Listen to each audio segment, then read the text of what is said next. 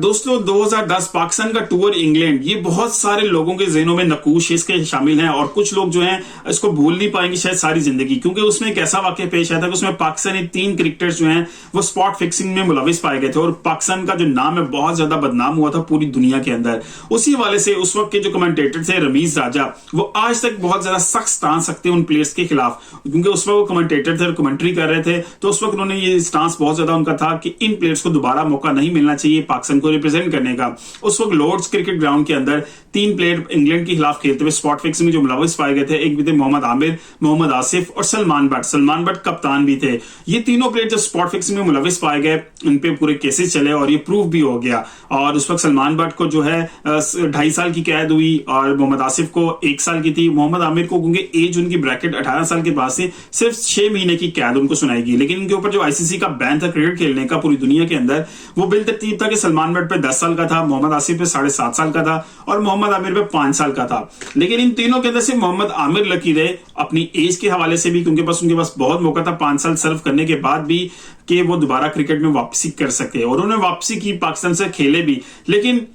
रमीज राजा का स्टांस अभी तक वैसा ही है। वो कहते हैं कि अगर इसकी जगह पर खुदा ना वास्ता मेरा बेटा होता, स्पॉट फिक्सिंग करता, पाकिस्तान का नाम बदनाम करता, तो मैं उस बेटे को आग कर देता। जी हाँ, आग का मतलब अगर कुछ लोगों को नहीं पता, बता दूं, बेदखल कर देना, अपनी जिंदगी से निकाल देना, या अगर जायदाद है तो जायदाद से बिल्कुल बेदखल कर देना कि उसको कोई हिस्सा नहीं मिलेगा, तो वो जिंदगी का हिस्सा हो या जायदाद का हिस्सा, it's a very big decision. तो अगर रमीज राजा अभी भी इस तरह सख्त स्टांस रखते हैं, तो मतलब यह है कि इस वापसी की बात मोहम्मद आमिर की, तो बहुत से लोग जो है ना इस हवाले से यही व्यू रखते हैं। उस वक्त मोहम्मद हफीज थे, उनका भी व्यू यही था कि इन प्लेयर्स को दोबारा इस प्राइड का मौका नहीं मिलना चाहिए, इनके चेस्ट पे स्टार नहीं आना चाहिए। लेकिन जैसे ही मोहम्मद हफीज जो है वो खुद डायरेक्टर ऑफ बोर्ड बने, जो है कोच बने, तो उन्होंने मोहम्मद आमिर से राब्ता किया, आप रिटायरमेंट से वापसी लें और हम पाकिस्तान में टीम में आपको खिलाते। खैर ये अब लंबी डिबेट है, डिफरेंट बात है, लेकिन अभी रहते हैं रमीज राजा और इस स्पॉट फिक्सिंग स्कैंडल के ऊपर। क्योंकि ये स्पॉट फिक्सिंग स्कैंडल जब आया था उस सीरीज के अंदर, ये 4 मैचेस की सीरीज थी जो पाकिस्तान 3-1 से सीरीज आ रहा था, और सीरीज के अंदर मजे की बात है, शायद आप लोगों को नहीं याद होगा, उसके मैन ऑफ द मैच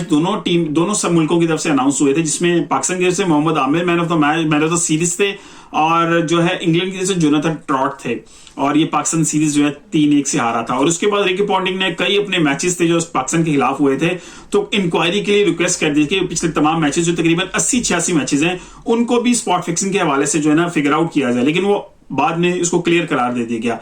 खैर अभी जो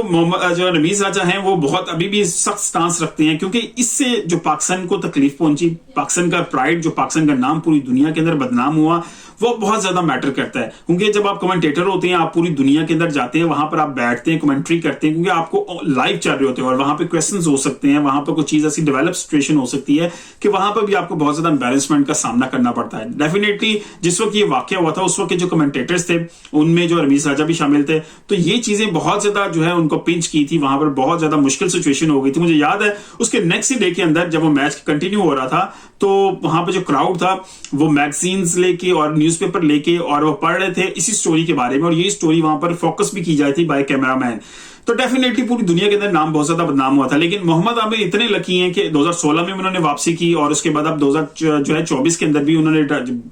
3 साल रिटायरमेंट ली भी 2021 के अंदर, और उसके बाद 2024 में उनको दोबारा खेलने का मौका मिल रहा है। अभी उनकी एज तकरीबन 32 साल है, और ही इज वेरी लकी कि उन्होंने 2 दफा वापसी की है पाकिस्तान टीम के अंदर। वो पाकिस्तान टीम के लिए क्या कारनामे कर सकते हैं, क्योंकि जो दागदार माजी उनका हुआ था, पाकिस्तान का नाम बदनाम हुआ था। It's a very good chance है वो T20 वर्ल्ड कप खेलने जा रहे हैं और पाकिस्तान को वर्ल्ड कप जितवाने में अहम किरदार अदा करें, और शायद वो दाग थोड़ा सा धुल जाए, और जो लोग अभी तक नाराज हैं उनसे, वो शायद उनसे राजी हो जाए। लेकिन उनमें सफे फेरिस जो नजर आते हैं वो रमीज राजा नजर आते हैं, जो हर मौके पे हर जगह पर इस चीज की मुखालफत करते हुए नजर आए हैं कि इन तीनों प्लेयर्स को कहीं पे भी किसी भी पॉइंट पे पाकिस्तान को रिप्रेजेंट करने का मौका नहीं मिलना चाहिए, ना क्रिकेट बोर्ड में इनको कोई ओहदा मिलना चाहिए, ना कोचिंग के हवाले से, ना टीम के अंदर, कहीं पे भी किसी भी जगह पर। क्योंकि पूरी दुनिया के अंदर ये रिवाज है, जब भी कोई प्लेयर इस स्पॉट फिक्सिंग में पाया जाता है मुलवस, तो उसको बिल्कुल साइडलाइन कर दिया जाता है। हमदर्दियां जरूर रखी जाती हैं, वो रखी जा सकती हैं एज ए ह्यूमन बीइंग, क्योंकि आपने एरर किया, आपने मिस्टेक किया,